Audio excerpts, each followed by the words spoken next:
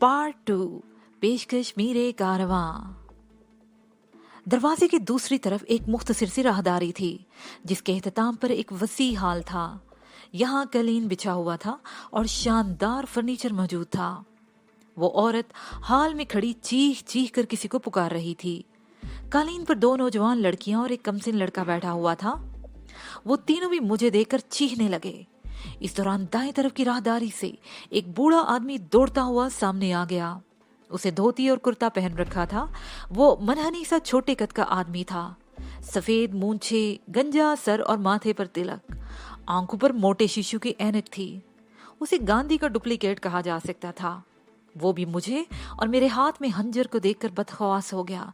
मैंने लपक कर एक नौजवान लड़की को बाएं बाजू में लपेटकर हंजर उसके गले पर रख दिया। कोई अपनी जगह से हरकत ना करे वरना गला काट दूंगा इसका, मैंने चीख कर कहा। इसी दौरान बमला भी ड्राइवर दूसरे आदमी को पिस्तौल की जद पर धकेलती हुई अंदर आ गई। कौन हो तुम और तुम लोग क्या चाहते हो? गांधी की सूरत वाला बूढ़ा आदमी हकलाया। उसके चेहरे पर खौफ के आसार थे। कहाँ है वो लोग, जल्दी बताओ वरना मैं इसका गला काट दूंगा, मैंने चीख कर कहा। कौन कहाँ है? बूढ़े ने इधर उधर देखा। हम सब तो यहाँ हैं, हमारा पूरा परिवार तुम्हारे सामने है। मैं देशमुख उस औरत की बात कर रहा हूँ, मैंने कहा। देशमुख? बूढ़े की आंखों में उलझन सी तैर गई। यहाँ कोई देशमुख या कोई औरत नहीं है। इनका ख्याल रखो बमला, मैंने लड़की को छोड़ दिया। अगर कोई गड़बड़ की कोशिश करे तो गोली से उड़ा देना, मैं देखता हूँ। बमला ने इन सबको एक तरफ करके पिस्तौल की जद पर ले लिया। मैं दौड़ता हुआ सामने वाली राहदारी में घुस गया। इस राहदारी में 2 कमरे थे और दोनों खाली थे। 2 कमरे हाल की दूसरी तरफ थे, उनमें भी कोई नहीं था। मैं जीने की तरफ भाग खड़ा हुआ। ऊपर वाली मंजिल पर भी ऐसा ही एक और हाल और 4 कमरे थे, मगर वो तमाम कमरे भी खाली थे। मैं हाल के पीछे वाला दरवाजा खोलकर अकबी टेरेस पर आ गया और टेरेस के आखिरी सिरे पर जाकर अकबी लान में भी झांक लिया। लान भी सुनसान था। किसी कमरे में ऐसे आसार नजर नहीं आए थे जिससे अंदाजा होता कि कोई अफरा तफरी में यहाँ से भागा होगा। और फिर ये बात भी थी कि हमने इस कदर अचानक यहाँ हल्ला बोला था कि किसी को भागने का मौका भी नहीं मिल सकता था। मैं नीचे आ गया। वो सब लोग एक तरफ जमा थे और बमला ने उन्हें पिस्तौल की जद पर ले रखा था। उसने पिस्तौल दोनों हाथों में पकड़ रखा था और उंगली ट्रिगर पर थी। कमसिन लड़का गांधी की शक्ल वाले बूढ़े से और दोनों लड़कियां उस औरत से लिपटी हुई थी जिसका पीछा करते हुए हम यहाँ तक आए थे। उन सब के चेहरे खौफ के साए रक्स कर रहे थे। ड्राइवर और चौकीदार भी कालीन पर सहमे हुए बैठे थे। हमारी तुम लोगों से कोई दुश्मनी नहीं है, मैंने बूढ़ी और औरत की तरफ देखते हुए कहा। अगर तुम लोग बता दो कि देशमुख और उस औरत को कहाँ छुपाया है तो हम तुम लोगों को छोड़ देंगे। बस सूरत दीगर में एक एक को काट कर फेंक दूंगा। हम किसी देशमुख को नहीं जानते, बूढ़े ने अपने हवास पर काबू पाते हुए कहा। तुम दोनों किसी अच्छे और शरीफ घराने से लगते हो। तुम्हें यकीनन कोई गलत फहमी हुई है। हम किसी देशमुख को नहीं जानते, ना ही यहाँ पर कोई आया है। झूठ बोलते हो तुम, मैं चीख उठा। अगर तुम देशमुख को नहीं जानते तो उसकी गाड़ी तुम्हारे घर में क्यों है? बताओ कहाँ है वो? ओ, बूढ़े के मुंह से गहरा सांस निकल गया। धीरज धीरज, वो बोला। अब मैं समझा, तुम्हें यकीनन गलत फहमी हुई है। हंजर और पिस्तौल हटा लो, आराम से बैठ जाओ। मैं बताता हूँ कि ये गाड़ी हमारे घर में क्यों है। बैठ जाओ, घबराओ नहीं, मैं सब कुछ बताता हूँ। मैंने बमला की तरफ देखा, उसकी आंखों में भी उलझन तैर रही थी। बैठ जाओ भैया, उस औरत ने भी मेरी तरफ देखते हुए कहा। तुम्हें वाकई कोई गलत फहमी हुई है और ये गलत फहमी यकीनन इस गाड़ी की वजह से हुई है। आराम से बैठ जाओ, हम तुम्हारे साथ कोई धोखा नहीं करेंगे। मैं एक बार फिर बमला की तरफ देखा और फिर उसे इशारा करता हुआ एक सोफे के किनारे पर टिक गया। बमला भी मुझसे जरा हटकर एक कुर्सी पर बैठ गई। उस औरत और बूढ़े के चेहरे पर तमानियत सी आ गई, लेकिन दोनों लड़कियां और नौउम्र लड़का अब भी खौफज़दा थे। वो लोग भी सोफों पर बैठ चुके थे। तुम लोग बाहर जाओ और नहीं, कोई यहां से उठकर नहीं जाएगा। बमला ने बूढ़े की बात काटते हुए एकदम पिस्तौल तान लिया। बूढ़ा शख्स ड्राइवर चौकीदार को वहां से हटाना चाहता था। डरो नहीं बिटिया, बूढ़े ने कहा, मैं वादा कर चुका हूँ, हम में से कोई किसी किस्म की गड़बड़ नहीं करेगा, और वैसे भी नौकरों के सामने कोई बात करना उनके सामने ठीक नहीं होगा। बमला ने मेरी तरफ देखा। मैंने इन दोनों को बाहर जाने की इजाजत दे दी। बरामदे में बैठ जाओ, बूढ़े ने हुक्म दिया, और कोई ऐसी हरकत मत करना जो किसी के लिए नुकसानदेह साबित हो। वो दोनों बाहर चले गए तो बूढ़ा मेरी तरफ मुतवज्जा हो गया। हाँ बेटा, अब बताओ क्या बात है, ये सब क्या है, तुम दोनों इस कदर गुस्से में क्यों हो? पहले मैं ये जानना चाहता हूँ कि अगर तुम किसी देशमुख को नहीं जानते तो उसकी गाड़ी तुम्हारे ही घर में क्यों है? क्या ये गाड़ी चोरी की है? बूढ़े ने पूछा। ये मैं नहीं जानता, मैंने कहा। मैं तो ये जानना चाहता हूँ कि ठीक है। बूढ़े ने मेरी बात काट दी। गाड़ी मेरे बेटे ने कल ही किसी से खरीदी थी। बेचने वाला जरूरतमंद था, इसलिए सस्ती दे दी। तुम्हारा बेटा कहाँ है? मैंने पूछा। वो आज सुबह दिल्ली चला गया है। वो एक सरकारी महकमे में बहुत बड़ा ऑफिसर है। मेरा ख्याल है जिस शख्स ने उससे गाड़ी खरीदी थी वो उसे नहीं जानता था। मैं उस शख्स को नहीं देखा, लेकिन गाड़ी के कागजात मौजूद है और इत्तेफाक से मैंने अभी तक वो देखे भी नहीं। क्या मैं वो कागजात देख सकता हूँ? मैंने कहा। वो कागजात दिखा दो माला बेटी, बूढ़े ने उस औरत से कहा। वो औरत उठने लगी तो मैंने उसे टोक दिया। नहीं, इस लड़की को भेज दो। माला गहरा सांस लेकर रह गई। तुम जाओ राधा, उसने अपनी दाएं तरफ बैठी हुई लड़की को इशारा किया। कागजात मेरी ड्रेसिंग टेबल दराज में रखे हुए हैं। राधा उठकर राहदारी में एक कमरे में चली गई। उसे वापस आने में चंद मिनट से ज्यादा नहीं लगे थे। उसने कागजात मेरी तरफ बढ़ा दिए। रजिस्ट्रेशन बुक में 20 रुपए के स्टाम्प पेपर पर लिखी हुई एक रसीद भी थी। पहले मैंने रजिस्ट्रेशन बुक देखी।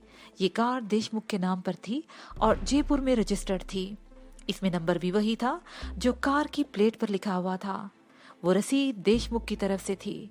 इस रसीद के मुताबिक उसने अपनी ये कार प्रकाश आनंद को 20,000 रुपए में फरोख्त कर दी थी। क्या आपको हैरत नहीं हुई थी कि 3 लाख की कार 20,000 में कैसे मिल गई? मैंने बूढ़े की तरफ देखते हुए कहा। क्या ये कार चोरी की है? बूढ़े ने पूछा।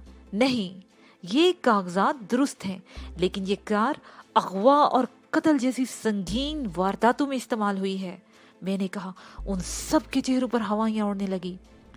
प्रकाश आनंद मेरे पति हैं, उस औरत ने कहा। उन्होंने मुझे बताया था कि जिससे उन्होंने कार खरीदी है वो राजस्थान का कोई नेता है जिसे वो अच्छी तरह जानते हैं और दिल्ली में उनकी मुलाकातें होती रहती हैं। वो नेपाल जा रहा था। उसे फौरी तौर पर रकम की ज़रूरत थी, इसलिए वो इतने सस्ते दामों में ये कार मेरे पति के हाथ भेज गया। मेरे मुंह से गहरा सांस निकल गया। ना तो ये कागजात गलत थे, ना ही ये लोग झूठ बोल रहे थे। बात सिर्फ इतनी थी कि मंजिल एक बार फिर मेरे कदमों तले से निकल गई थी। देशमुख सिर्फ एक दिन पहले नेपाल की तरफ फरार हो गया था और जाहिर है वो शोभा को भी साथ ले गया था। हमारी वजह से आप लोगों को जो तकलीफ पहुंची उसके लिए मैं माजरत चाहता हूँ। उम्मीद है आप लोग। क्या तुम असल बात नहीं बताओगे? बूढ़े ने कहा। तुमने अभी कहा था कि ये कार अगवा और कत्ल जैसी संगीन वारदातों में इस्तेमाल हुई है। क्या तुम दोनों का ताल्लुक पुलिस से है? नहीं, मैंने नफी में सर हिला दिया। आप लोग परेशान ना हो, ये सिर्फ हम जानते हैं कि ये कार संगीन वारदातों में इस्तेमाल हुई है और हम इस सिलसिले में अपनी जुबानें बंद रखेंगे।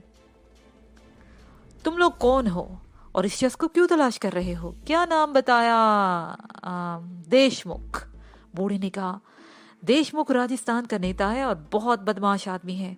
वो बमला की दीदी को अगवा करके ले गया है और हम कई रोज से उसका पीछा करते हुए आज यहाँ पहुंचे हैं। हमें मालूम हुआ था कि वो इसी तरफ आया है और नेपाल की तरफ फरार होने का इरादा रखता है। थोड़ी देर पहले बाजार में ये कार नजरों में आ गई थी, लेकिन मैं खामोश हो गया। इसी दौरान राधा अपनी माँ का इशारा पाकर फिर किसी तरफ चली गई थी। मैं बूढ़े से बातें करते हुए उसे शोभा के बारे में बता रहा था। शोभा और सोनिया का जिक्र करते हुए मेरी आवाज रुंध गई थी। बमला के चेहरे पर भी अफसुर्दगी के तासरात उभर आए थे। माला उसे कुर्सी से बिठाकर अपने पास ले आई और फिर अपने पास ही बिठा लिया। इस दौरान राधा चाय बनाकर ले आई थी। उसने ट्रे सेंटर टेबल पर रख दी। पहला कप उसने मेरी तरफ बढ़ाया, फिर दूसरों को चाय देने लगी। हम तकरीबन 1 घंटा वहां बैठे रहे। बूढ़े ने इत्तेफाक से बताया उसका नाम भी कुंदन लाल था। उसने हमसे हमदर्दी का इजहार किया और माला तो बमला को सीने से लपटाए से तसल्लियां दे रही थी कि उसकी दीदी उसे जरूर मिलेगी। वो सब बरामदे तक हमारे साथ आए। बूढ़े कुंदन लाल ने ड्राइवर को हुक्म दिया कि वो हमें गाड़ी में होटल तक छोड़ आए। हम कार में बैठ गए और कार हवेली से निकलकर सड़कों पर दौड़ रही थी। मैं दिल ही दिल में कुदरत की सितम जरीफी पर मुस्कुरा रहा था कि हम ऋषिकेश से जिस कार का ताकुब करते हुए यहाँ तक आए थे, इस वक्त बड़े इत्मीनान से उसी कार में बैठे हुए थे। हम होटल पहुंचे तो 9 बज रहे थे। आजम खान इस्तकबालिया लाउंज में बेचैनी से हमारा इंतजार कर रहा था। अरे कहाँ चले गए थे तुम लोग?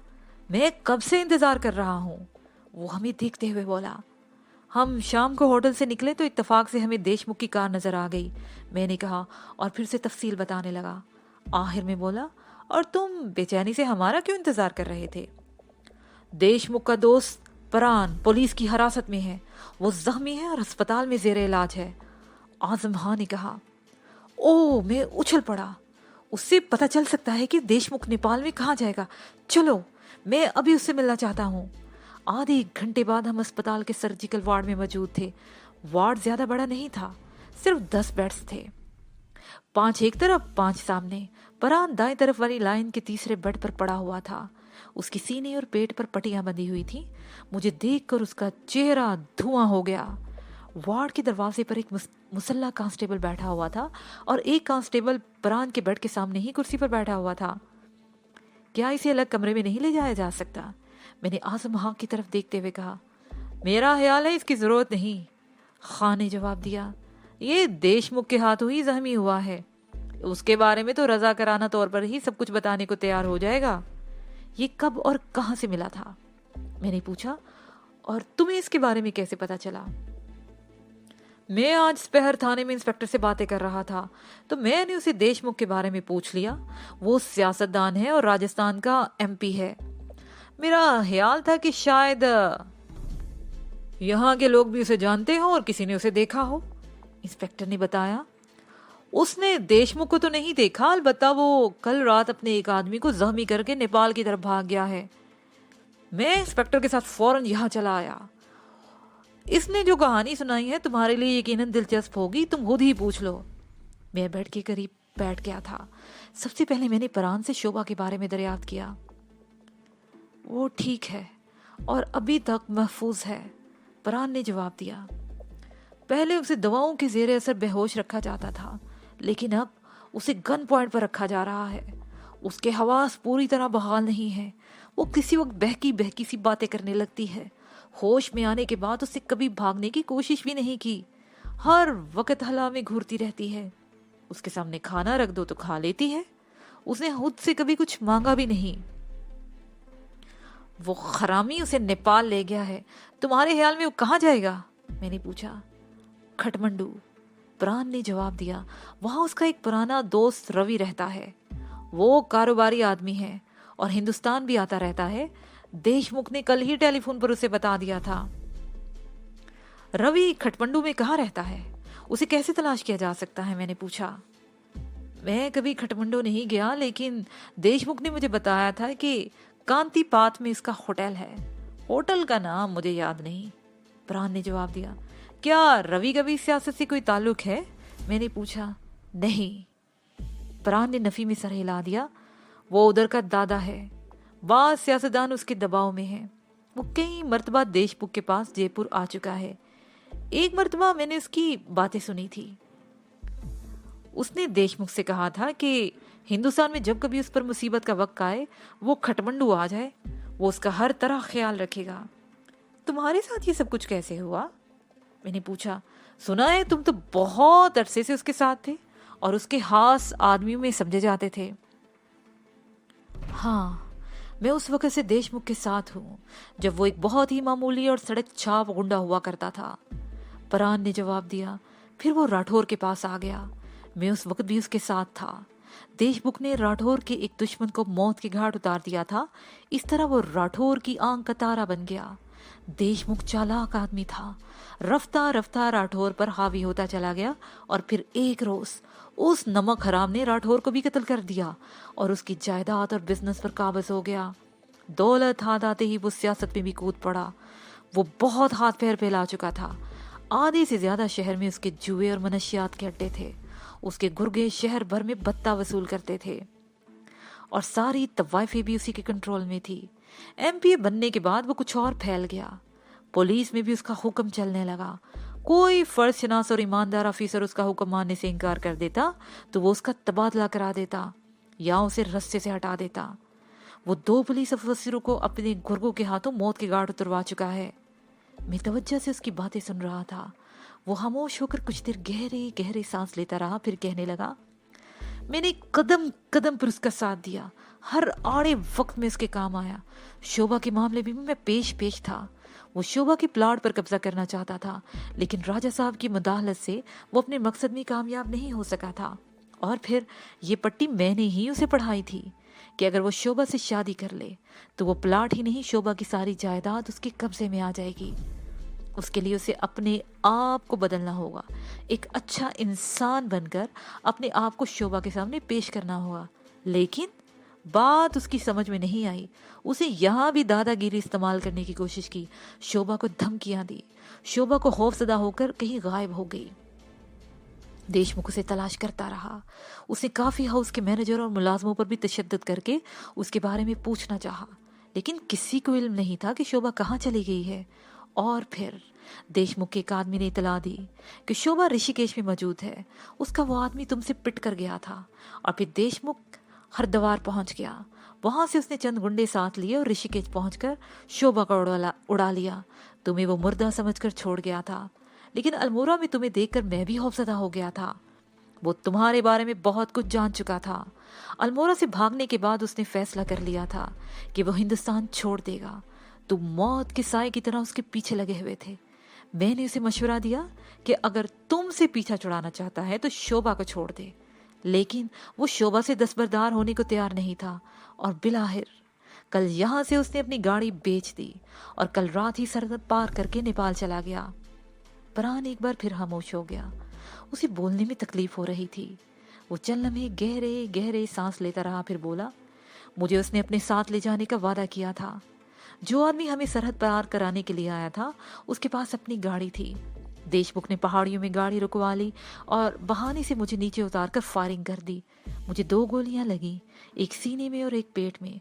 देशमुख सरहद की तरफ फरार हो गया। मैं तकरीबन 1 घंटा पहाड़ियों पर पड़ा रहा और फिर मुझे मालूम नहीं कि पहाड़ियों से निकलकर आबादी तक मैं किस तरह पहुंचा।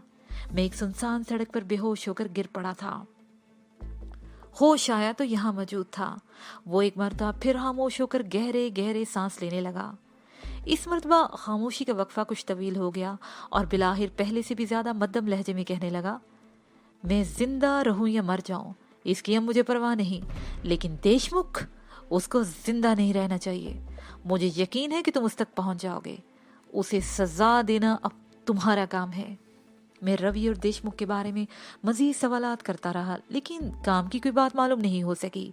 मैं बेंच से उठ गया और उसके कुछ ही देर बाद हम अस्पताल से निकल रहे थे। इस वक्त 11:30 बज रहे थे। हमने अभी तक रात का खाना नहीं खाया था। मेरे साथ चलती हुई बमला बार बार मुझे कोहनी से टहोके मार रही थी और मेरा ख्याल है आजम खां ने भी अभी तक खाना नहीं खाया था।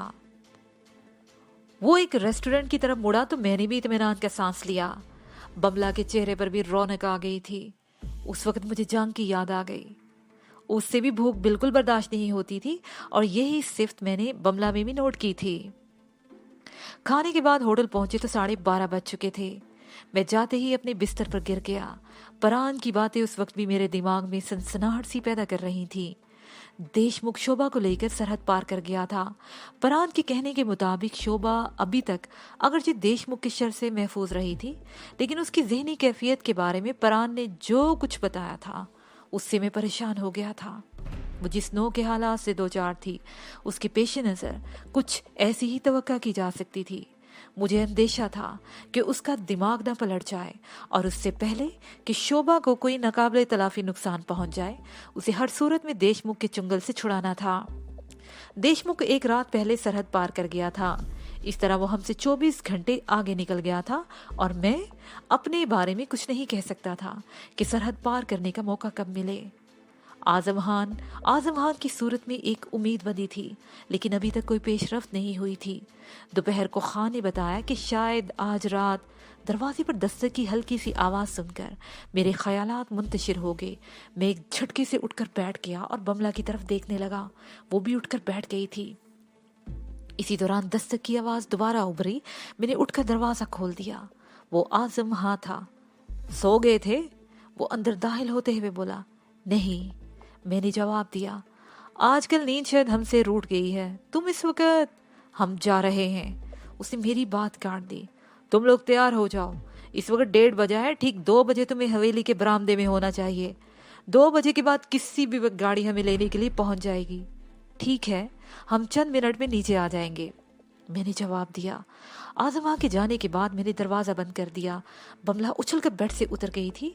दोपहर को यहाँ आने के बाद हमने कपड़े बदले थे। मैले कपड़े अभी तक बाथरूम में टंगे हुए थे। बमला वो कपड़े भी उठाकर थैले में ठूंसने लगी और मैं कंबल तय करने लगा। पहाड़ी इलाकों में रात के वक्त सर्दी बढ़ जाती थी। इस तरह ये कंबल हमारे लिए बहुत अहम हो गए थे और मैं ये कंबल छोड़ना नहीं चाहता था। हम 2 बजे से पहले ही अपना सामान लेकर होटल के बरामदे में पहुंच गए। होटल का एक मुलाजिम कुर्सी पर बैठा ऊँग रहा था। हमारे कदमों की आहट सुनकर वो उठ गया। बरामदे में कुछ और कुर्सियां भी पड़ी हुई थीं। मैंने बमला की तरफ इशारा किया और हम कुर्सी पर बैठ गए। ठीक 2 बजे आजम भी आ गया। उसने अपना शोल्डर बैग हमारे करीब रख दिया और बरामदे से निकलकर हवेली के फाटक की तरफ चला गया। हम 20 मिनट बाद किसी गाड़ी के रुकने की बाहर आवाज सुनाई दी। आजम तेज तेज कदम उठाता हुआ हमारे करीब आया और हम अपना सामान उठाकर उसके साथ ही चल पड़े। वो स्याह रंग की एक बड़ी सी लैंड क्रूजर थी।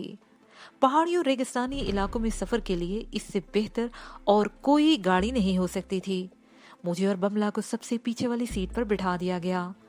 आजम ड्राइवर के साथ वाली सीट पर बैठ गया। दरमियान की सीट खाली थी। ड्राइवर ने हान की तरफ देखा और गाड़ी एक हल्के से झटके से आगे बढ़ा दी।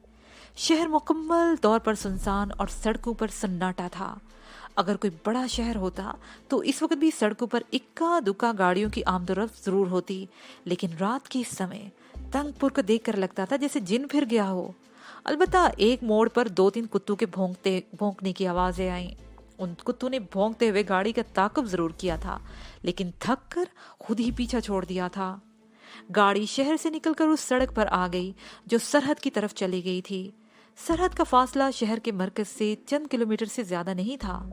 वहां चौकी थी और दिन के वक्त पासपोर्ट के जरिए सरहद पार करने वालों को बाकायदा आमदोरफ्त वहां रहती थी, लेकिन शाम 6 बजे उस चौकी के फाटक बंद कर दिए जाते थे। तकरीबन 2 किलोमीटर उस सड़क पर आगे जाने के बाद हमारी गाड़ी दाएं तरफ एक कच्चे रास्ते पर मुड़ गई। ये रास्ता आगे जाकर एक और मोड़ पर दाखिल हो गया। पहाड़ी उस पथरीले रास्ते पर हल्की रफ्तार से चलती रही और बिलाहिर एक जगह रुक गई। हमारे चारों तरफ तारीकी और सन्नाटा था। गाड़ी की तमाम बत्तियां भी बुझा दी गई थीं। ड्राइवर बार बार कलाई पर बंधी हुई इलेक्ट्रॉनिक वॉच का बटन दबाकर उसके अंदर नमूदार होने वाली निहायत मध्यम रोशनी में वक्त देख रहा था। ठीक 3 बजे सामने बहुत दूर कतरे बुलंदी पर एक शोला सा चमका। यूं लगा था जैसे किसी ने सिगरेट सुलगाने के लिए दिया सलाई या लाइटर जलाया हो। वो शोला फौरन ही बुझ गया था। ड्राइवर संभल कर बैठ गया। उसकी नजरें इस वक्त उस तरफ लगी हुई थी। वो शोला वक्फे से 3 मरतबा चमका। ड्राइवर ने इंजन स्टार्ट करके गाड़ी आगे बढ़ा दी। हेडलैम्प्स या गाड़ी की कोई और बत्ती नहीं जलाई गई थी। गाड़ी अंधेरे में हल्की रफ्तार से चट्टानों में बल खाते हुए रास्ते पर चलती रही। लगता था जैसे ये रास्ता ड्राइवर का खूब अच्छी तरह देखा वाला है और वो आंखें बंद कर भी गाड़ी चला सकता हो। तकरीबन 15 मिनट तक यही सूरत हाल रही। गाड़ी हल्की रफ्तार से चलती रही। आगे ढलान शुरू हो गई थी और फिर गाड़ी अचानक ही ड्राइवर ने हेडलैम्प्स गाड़ी के रोशन कर दिए और गाड़ी की रफ्तार बढ़ा दी। हमने सीमा पार कर ली थी। आजमा ने पीछे मुड़कर हमारी तरफ देखते हुए कहा, 1 घंटे बाद हम जोड़िया पानी पहुंच जाएंगे। जोड़िया पानी? मेरे मुंह से बेख्तियार निकला। हाँ, ये एक छोटी सी बस्ती है। ہم کچھ دیر وہاں رکیں گے اور پھر دوسری گاڑی پر آگے روانہ ہو جائیں گے۔ اعظم خان نے بتایا۔ ہم اس وقت جوڑیا پانی کی رینج کے پہاڑی علاقے کے ساتھ ساتھ سفر کر رہے تھے۔ یہاں پہاڑیاں زیادہ بلند نہیں تھیں، تاہم شمال کی طرف بڑھتے ہوئے یہ پہاڑیاں بتدریج بلندی اختیار کرتے ہوئے عظیم ہمالیہ کی صورت اختیار کر جاتی تھیں، جبکہ جنوب کی طرف بتدریج میدانی علاقہ پھیلتا چلا گیا تھا۔ اس طرف چند کلومیٹر کے فاصلے پر بھارت کی سرحد تھی، جس کے دوسری طرف اتر پردیش یوپی کا علاقہ تھا۔ تنگ پور سے جوڑیا پانی کا علاقہ 60-65 کلومیٹر کے لگ بھگ تھا۔ ہم تقریباً 1.25 گھنٹے میں جوڑیا پانی پہنچ سکتے تھے۔ یہ بستی بھی سناٹے میں ڈوبی ہوئی تھی، مگر گاڑی بستی کی طرف جانے کی بجائے اسے 2 کلومیٹر پہلے ہی دائیں طرف ایک کچے راستے پر مڑ گئی اور مزید 3-4 کلومیٹر کا فاصلہ طے کرنے کے بعد ایک بہت بڑے پھاٹک کے سامنے رک گئی۔ ڈرائیور کو ہارن بجانے کی ضرورت پیش نہیں آئی۔ گاڑی رکنے کے 30 سیکنڈ بعد پھاٹک کھل گیا اور ڈرائیور گاڑی کو اندر لیتا چلا گیا۔ یہ بہت بڑا احاطہ تھا۔ دیواریں بہت اونچی تھیں اور احاطے میں جا بجا اونچے درخت نظر آ رہے تھے، اور احاطے کے بالکل آخر میں ایک 2 منزلہ عمارت تھی۔ میں اسے حویلی ہی کہوں گا۔ گاڑی حویلی کے کشادہ برآمدے میں سامنے رک گئی، جہاں پہلے ہی سلور کلر کی ایک کار کھڑی تھی۔ 2 آدمی تاریکی میں کسی طرف سے نمودار ہوئے اور ہم لوگ گاڑی سے اتر آئے۔ سرحد پار کرنے کے بعد سے بملا مسلسل اونگتی رہی تھی، اس کی آنکھیں سرخ ہو رہی تھیں۔ ہم نے اپنا سامان گاڑی میں ہی چھوڑ دیا۔ ہمیں حویلی کے ایک وسیع کمرے میں پہنچا دیا گیا، جہاں ایک بھاری بھرکم طویل قامت آدمی ہمارا منتظر تھا۔ وہ نیپالی تھا۔ سفید تنگ پاجامہ، شیروانی کی طرح کا کالا کوٹ جو گھٹنوں تک تھا اور سر پر گول ٹوپی تھی۔ اسے بڑی گرم جوشی سے ہمارا استقبال کیا۔ تھوڑی دیر بعد ہی چائے آ گئی۔ اس کے ساتھ دیگر لوازمات بھی تھے۔ لگتا تھا انہیں ہماری آمد کی اطلاع تھی اور وہ سارے انتظامات پہلے ہی سے کیے گئے تھے۔ چائے ختم ہونے کے بعد اس شخص نے نیپالی زبان میں اعظم سے کچھ کہا اور اعظم میری طرف دیکھتے ہوئے بولا، تم لوگ اس کمرے میں جا کر کچھ آرام کر لو، ہم لوگ 7 بجے صبح یہاں سے روانہ ہوں گے۔ میرے منہ سے بے اختیار گہرا سانس نکل گیا۔ ہماری اور دیشمکھ کے بیچ وقت کا فاصلہ بڑھتا جا رہا تھا اور مجھے شوبھا کی فکر کھائے جا رہی تھی۔ بے بسی میرے آڑے آ رہی تھی اور ظاہر ہے اس صورتحال میں کچھ کیا بھی نہیں جا سکتا تھا۔ ہمیں ایک اور کمرے میں پہنچا دیا گیا، جہاں شاندار اور آرام دہ بستر بچھا ہوا تھا۔ اس وقت 4:30 بجنے والے تھے۔ ہمارے پاس آرام کرنے کے لیے تقریباً 2.5 گھنٹے تھے۔ بملا بستر پر اونٹ کر سو گئی اور میں ایک آرام کرسی پر بیٹھ کر اونگنے لگا۔ 6:30 بجے ہمیں جگا دیا گیا۔ ضروریات سے فارغ ہو کر ناشتہ کیا اور 7:15 بجے ہم روانگی کے لیے تیار ہو گئے۔ اس مرتبہ سلور کلر والی کار سفر کے لیے منتخب کی گئی تھی۔ وہ دراز قامت نیپالی، ہمارا میزبان بریندرا، ہمارے ساتھ تھا۔ ڈرائیونگ سیٹ اسی نے سنبھالی تھی، اس کے ساتھ والی سیٹ اعظم خان نے سنبھال لی تھی۔ میں اور بملا پچھلی سیٹ پر بیٹھ گئے۔ ہمارا سامان کار کے ڈکی میں رکھ دیا گیا تھا۔ جوڑیا پانی زیادہ بڑا قصبہ نہیں تھا، لیکن اس کے ساتھ رائل وائلڈ لائف رینج تھا جو کئی میل آگے بھارت کی سرحد تک پھیلا ہوا تھا۔ یہ وسیع و عریض جنگل ہاتھیوں کی افزائشی نسل کے لیے مخصوص تھا، اور یہاں ہاتھی کا شکار انسانی قتل سے بھی زیادہ سنگین جرم سمجھا جاتا تھا۔ پختار کشادہ سڑک جنگل کے ساتھ ساتھ چلی گئی تھی۔ دوسری طرف کچھ فاصلے پر پہاڑی سلسلہ تھا جو شمال کی طرف بتدریج بلند ہوتا چلا گیا۔ نیپال میں جگہ جگہ بدھ عبادت گاہیں تھیں اور ہندوؤں کے قدیم تاریخی مندر تھے۔ اس کے علاوہ کئی نیشنل پارک، پرندوں اور جنگلی جانوروں کے ریزروائر تھے، جہاں جنگلی حیات کو مکمل تحفظ فراہم کیا گیا تھا۔ غیر ملکی سیاح بھی بڑی تعداد میں ان مقامات پر سیر و تفریح کے لیے آتے تھے، اور اسی لیے سڑکوں اور راستوں پر خاص توجہ دی گئی تھی تاکہ سیاحوں کو آمد و رفت میں کوئی دشواری پیش نہ آئے۔ تقریباً 250 کلومیٹر کا فاصلہ طے کر کے ہم دوپہر کے قریب تیل پانی نامی قصبے میں پہنچ گئے، اور اس کے ساتھ ہی میلوں تک پھیلا ہوا پرندوں کا ریزروائر، اور اس سے آگے نیشنل پارک تھا جو میلوں آگے تک چلا گیا تھا۔ دوپہر کا کھانا ہم نے تیل پانی کے ایک ریسٹورنٹ میں کھایا اور کچھ دیر آرام کرنے کے بعد آگے روانہ ہو گئے۔ بڑا سرسبز اور خوبصورت علاقہ تھا۔ سڑک بھارت کے سرحد کے متوازی چل رہی تھی۔ اس کے دوسری طرف یوپی کا صوبہ تھا، جسے ہندوستان کی سب سے بڑی ریاست ہونے کا اعزاز حاصل ہے۔ कहीं हम सरहद के बिल्कुल करीब पहुंच जाते और कहीं मीलों का फासला हायल हो जाता। शाम 5 बजे के करीब हम बटवाल पहुंच गए। ये मतवस्त दर्जे का शहर था और यहाँ एयरपोर्ट भी था। इस शहर से तकरीबन 40 किलोमीटर जुनूब में भारत की ऐन सरहद पर महात्मा बुद्ध की जन्मभूमि लमीन नामी कस्बा था और शायद इसी वजह से भटवाल शहर में भी बुद्ध भिक्षु बड़ी तादाद में नजर आ रहे थे। लमी जाने वाली सड़क सिद्धार्थ हाईवे पर ट्रैफिक की आमदोरफ्त ज्यादा थी। भटवाल में हमने एक होटल में पड़ाव डाल लिया था। मुझे और बमला को होटल में छोड़कर आजम और बरिंद्रा के ही चले गए थे, लेकिन 6 बजे के करीब वो दोनों वापस आ गए। बरिंद्रा तो होटल के बाहर कार में बैठा रहा और आजम हमारे कमरे में आ गया। जल्दी से तैयार हो जाओ, हम तानसेन जा रहे हैं, उसे बारी बारी हम दोनों को देखते हुए कहा। मैंने तानसेन का नाम सुन तो रखा था, वो तो कोई कलाकार था। सुना था उसके गले में बड़ा सोज था, जब वो गाता था तो कायनात की हर शय साकित हो जाती थी। मगर आजम खान पता नहीं किस तानसेन की बात कर रहा था। मैं समझा नहीं। तानसेन? अरे भाई, शहर का नाम है जो यहाँ से 40-45 किलोमीटर के फासले पर वाक़या है। उसे मेरी बात काट दी। हमें मालूम हुआ है कि तुम्हारा शिकार देशमुख तानसेन में वाक़या नारायण मंदिर में मौजूद है। इससे पहले कि वो वहां से निकल जाए, हमें वहां पहुंच जाना चाहिए। मैं एक झटके से उठ गया। मैंने पैरों को आराम पहुंचाने के लिए जॉगर्स उतार रखे थे।